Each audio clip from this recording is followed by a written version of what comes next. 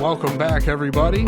This is Strange Planet, and in today's episode, we are going to be discussing mental health. Now, what is mental health? A definition could be that mental health encompasses emotional, psychological, and social well-being influencing cognition, perception, and behavior.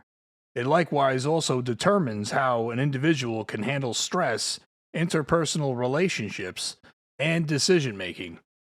Therefore, it affects how we think, feel, and act, and it can also help determine how we handle stress, relate to others, and make healthy choices.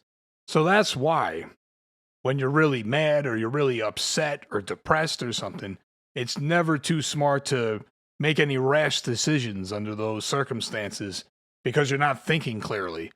And because you're not thinking clearly, one might result to alcohol and hard drugs to try to cope with some of the pain, but the problem with that is it only numbs the pain and it will not make it go away, therefore making it a terrible, unhealthy, ineffective way to deal with these issues. Now, there are services such as therapy that can help you cope with some of these issues, and there's no shame in any of it, whether you do or whether you don't. The choice is yours. So, moving forward, Mark, I believe you had a scenario.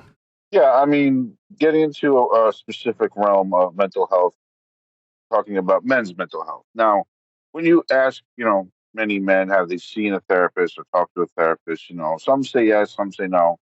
And for those who say yes, there is a majority of them that say that, it's not helpful or it doesn't really do anything for them because the way mental health or therapy is set up now is the therapist helps you along to discover maybe yourself or things about yourself. And I feel that when it comes to men, that's not the case that we need. It's more along the lines of we need help in the direction of where to go, as opposed to trying to find ourselves and where to go.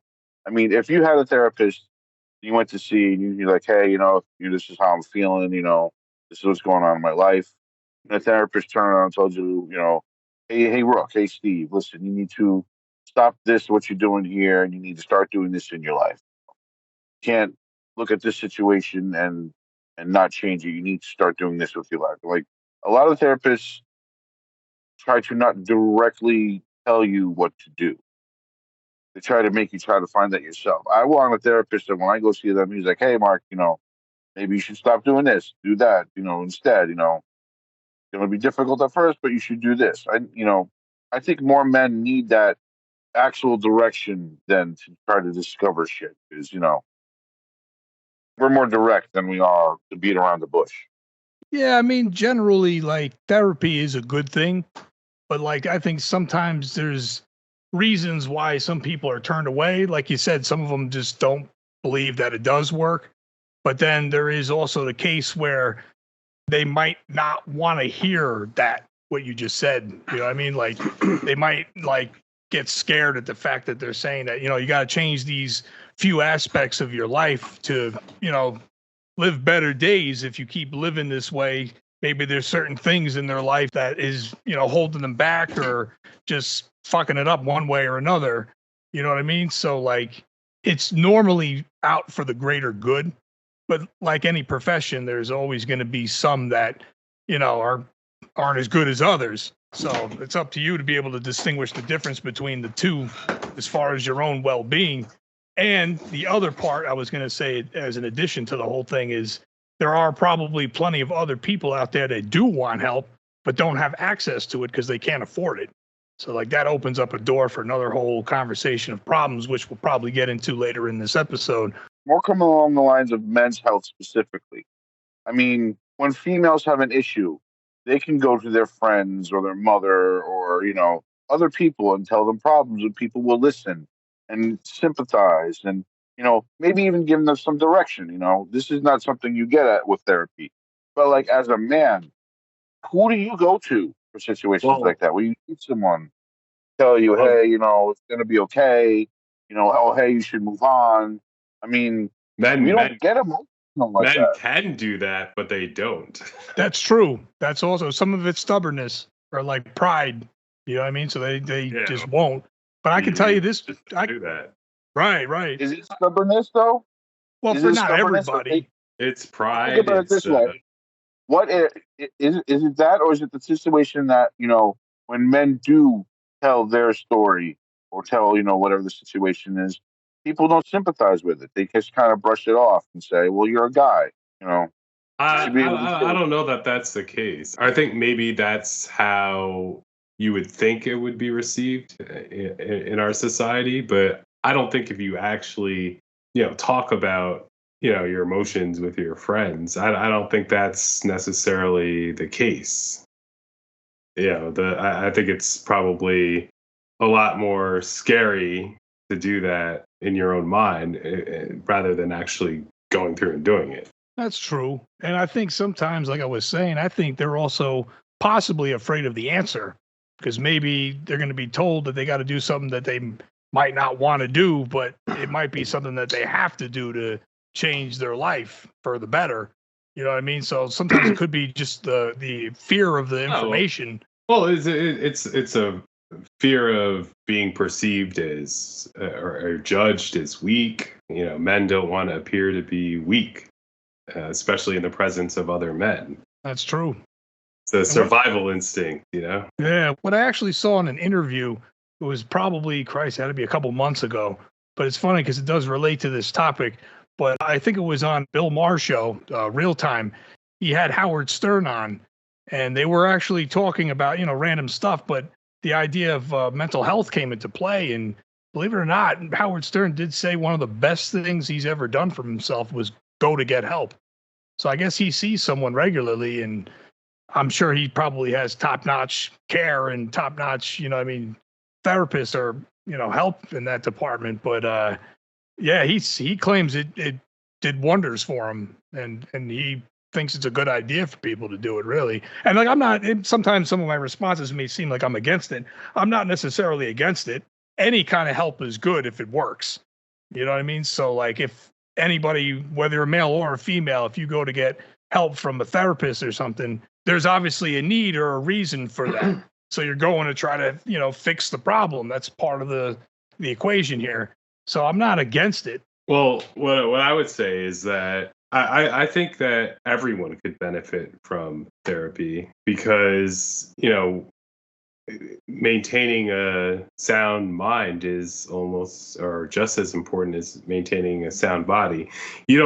I guess you could only go to the doctor when you're sick or you have an ailment, but in order to maintain a healthy body, you should go see the doctor at least on an annual basis, if not more.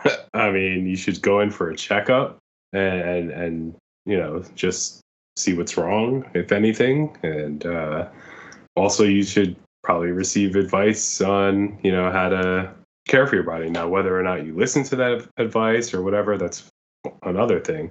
But you Right. should at least go there and get an assessment. And I think therapy, people have this separation of like mind and body when really they're very intertwined. It's true. And there's I think a lot of everyone can benefit from talking about issues with someone, and it's really more of like a sounding board rather than having advice. It's like things that you might even be afraid to admit to yourself. And Right. so, having someone to maybe challenge you on that, I don't think is a bad thing. Right. And like, there's a lot of people out there that like probably feel like they don't have anywhere to go because family isn't always the best idea. And like your Right. So, friend, go on. sometimes families are part of the problem. Yeah. I'm from Real. an abusive family or whatever. Like you don't want to speak to your family about the issues that they caused. Yeah, it's true. And like your friends, what I mean, some people they may not trust them with that information. So by going to seek professional help, what I mean, well, everything Right. you say is confidential there. You Right. know what I mean? And So and a therapist is trained and has experience in dealing with people with these issues. And so, they'll likely know suggestions that could could help in these situations, or things that you might not have been able to think of on your own. You have the benefit of someone who has studied this and who has dealt with people with perhaps similar experiences, and can draw on those experiences to suggest help.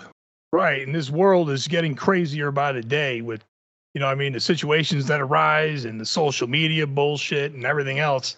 So everything just piles up. And I think a lot of people are overwhelmed by a lot of this too. So they bottle it all up, and some of them probably want to go seek, counseling or some kind of help, but don't. And we might talk about this later in the episode, but one of the pressures is social media, and how we're constantly bombarded with information from everywhere, just our phones, our computers, and they're constantly seeking our attention and seeking to manipulate our emotions, because that's how they continue to have us engage in those platforms. There's algorithms that are specifically designed to target your emotions. Right. They know what triggers your emotions, and so they put content in front of you that gets a rise out of you. And usually it's not in a good way, but a bad way. Some stories may be heartwarming or whatever, but the majority of the stories that are promoted to you, the majority of content is going to be things that you are passionate about. Either you strongly support or you're vehemently against. And, they're designed to catch your attention and to have you engage with them. And that pressure, in modern society, I think is one of the primary. I don't have the scientific evidence to back this up, but I'm willing to bet it's one of the primary drivers of the mental health challenges that we have today. Oh yeah, and it's definitely like sometimes all these kids and stuff, they see all these other people that they follow and stuff, with like taking pictures next to Lamborghinis. So like they instantly think, wow, this guy must be really doing good for himself, or like, I want to be like that. And it's like, no, you don't want to be like that. You want to be you. And there's a big chance that he doesn't own that car. He's just making it look like it, because a lot of social media is total bullshit, regardless to what it is or the scenario. A lot of it is just straight up lies. And the other thing about it, adding on to what Rook says, is like it's set up to trigger you in a sense. But the more information you put into it, the easier it's making the algorithms to do that. Whereas if you didn't use it that much at all, it wouldn't know that much about you to be able to press the buttons. Right. You know what I mean? So these algorithms know exactly, how long your eyes linger on a particular story. So they can tell, like if you're scrolling through a social media app, they can tell that something has caught your attention. Like it's down to that granular of a level. And, as smart as, these AI tools have been in the past, with the new generation of AI tools, it's going to become even more effective at targeting people. And so it's going to be these companies have no sort of liability in terms of the harm that they cause people. Right. Facebook recently, within the past year or so, came under scrutiny for internal reports that showed that their platform had a negative impact on teenagers in terms of their emotional well-being. And they knew this in terms of promoting, certain stories and their algorithm. But what is being done about it? Nothing. It's not nearly enough transparency. And frankly, they really don't have an incentive to drive people. I mean, they want to drive traffic to their platform and keep people on that platform. And to do that, the most effective way they've found is to trigger people's emotions. And more often than not, that's going to be in a negative way. Right. And the problem is, it's so easy to see, no matter what platform you're on for this, it really doesn't matter. It's so easy to bullshit on these sites too. You know what I mean? So like, sure, it may look like some of these people's lives are extravagant and, just unbelievably great. And there's a good chance that a lot of it is staged, just like everything else for the most part. You know what I mean? Well, yeah. It's kind of like it's the modern version of rap videos. Back in the day when we had MTV and BET videos, you saw these rappers in the videos who had these expensive gold chains and cars and women all around them. And, you look at those rappers and you think, wow, they're, super wealthy, successful, rich.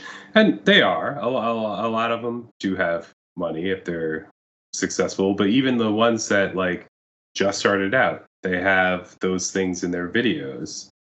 And, what the viewer doesn't see is that those cars are rented.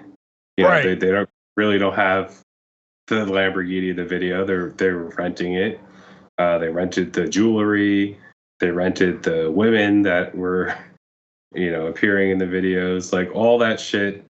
Well, of course, if their album is successful, they will generate income from it, but not nearly to the extent at which they're portraying their wealth in the video. Now, there are exceptions to this, like for established rappers, Jay-Z's a billionaire, so of course he could afford to have those things in his videos if he so chooses. Right. But the majority of rappers that you've seen in those videos do not have that kind of wealth. They don't have, Lamborghinis that they can, a 6-car garage filled with Lamborghinis. Right. No. A mansion attached. Like that doesn't, it's not a thing. But that's a fiction that they create to give the listener or the viewer, in this case, an image of them that is consistent with success. And that's the same thing that these social media stars have done in a lot of ways. They create they modeled themselves basically off of these 90s era, 2000s era rappers, where they can just portray themselves as being super successful or whatever, when really a lot of the clothes and whatever that they're either modeling or showing off, those are given to them to market for right them. Or it's like a paid promotion thing or something. They're like, oh, Right. wear this and tag us, what I mean? Yeah, I seen this behind the scenes thing. It's adding to what you said about the renting of the Lamborghinis and stuff. And not only did they were interviewing like random artists and stuff, and then I remember Shaggy was one of the people they interviewed, and not only did he say exactly that like the cars and the houses and even the locations, everything's pretty much rented. But he also had said that some of the jewelry, if it's not rented, believe it or not, it's fake. And his answer was, oh yeah, who's going to believe it? I'm Shaggy. Think about it. That's right. Like, you know what I mean? You see him up there posing up in the music videos, rapping, singing, doing what they do. And you would just instantly assume it's all real because of what you're seeing, but it's not usually. Right. Yeah. It's an illusion, just like social media in general. And actually, to tell you the truth, I kind of like, if you want to post a selfie because, you're having a good day or whatever, or you just for whatever reason, I guess there's no harm in it.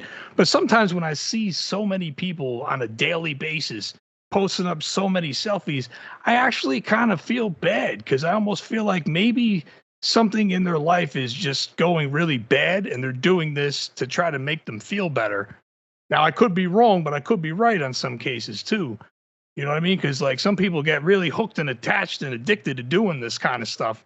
And sometimes when I see it so habitual, I'm just kind of like, I think this person needs someone to talk to. And it leads us back to our therapy discussion that we were talking before. Because maybe they had a shit day. Maybe they got fired. Who the hell knows? But like, you know what I mean? And this is their way of coping with it. And it's not a good way is what I'm getting at. Right.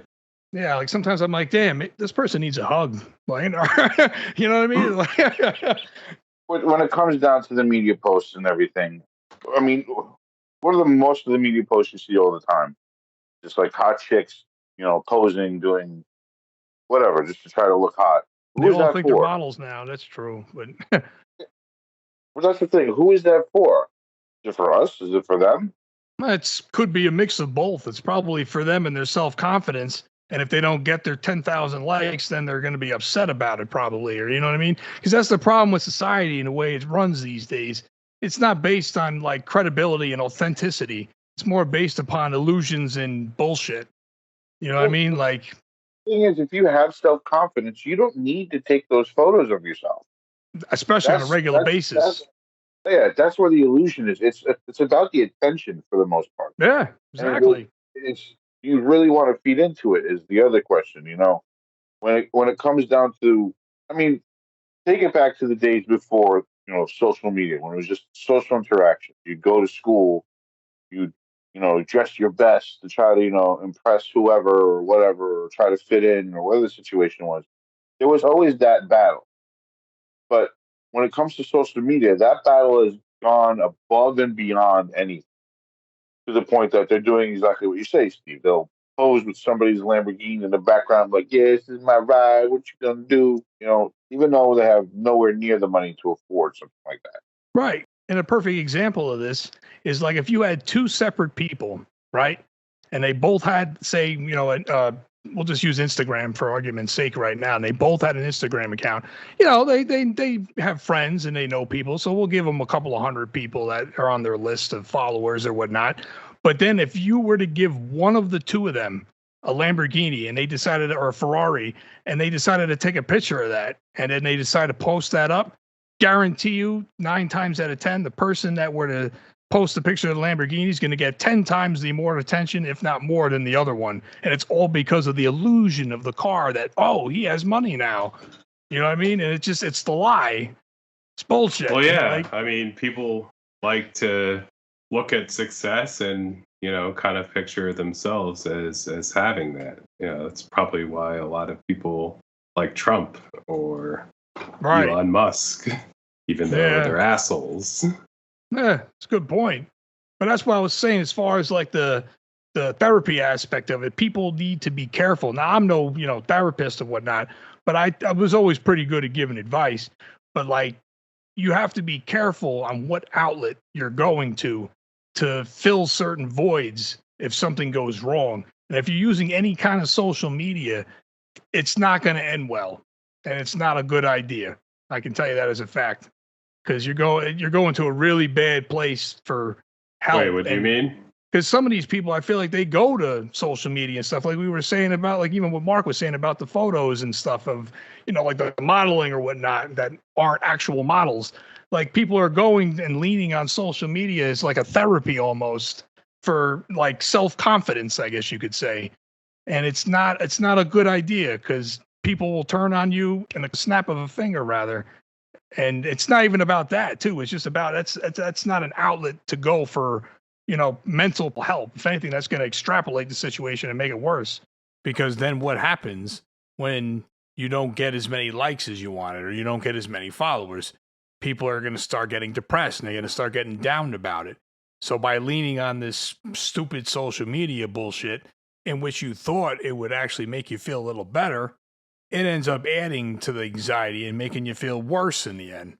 It's only going to further your anxiety, really, if this is what you're going to use to cope for your stress. Definitely a terrible idea. Yeah, that's certainly true. Social media can be a big ego booster or an ego destroyer. And right. I think either way, it's not healthy to be so attached to it. Right, because you're going to be living this constant roller coaster that goes up and down and up and down, and the highs may be kind of high, but the lows are going to be low. You know what I mean? So it's not a ride worth tackling when there's professional help out there that can give you exactly what you need. You know what I mean? Rather than playing this game of chance with your emotions and everything else. Well, I don't think people are looking toward social media as a therapy alternative. They're looking to it as probably some type of coping mechanism, like that would be instead of like drugs or alcohol. Yeah. They're engaging in social media practices that help boost their ego. That's it's a confidence thing. Or things that grab attention. Right. But there's a lot of things definitely on this planet that is not meant to really help your mental awareness. And so we hope this episode has helped some of you maybe with the mental health issues. And just know you're not alone, and also know that there is help available if you need it. And feel free to leave any comments below about anything you might want to add as well. We will probably revisit this sometime in the near future, but unfortunately that is all the time we have here for today. Strange Planet will have new episodes on YouTube every Friday. Thanks for listening, and we will see you next week.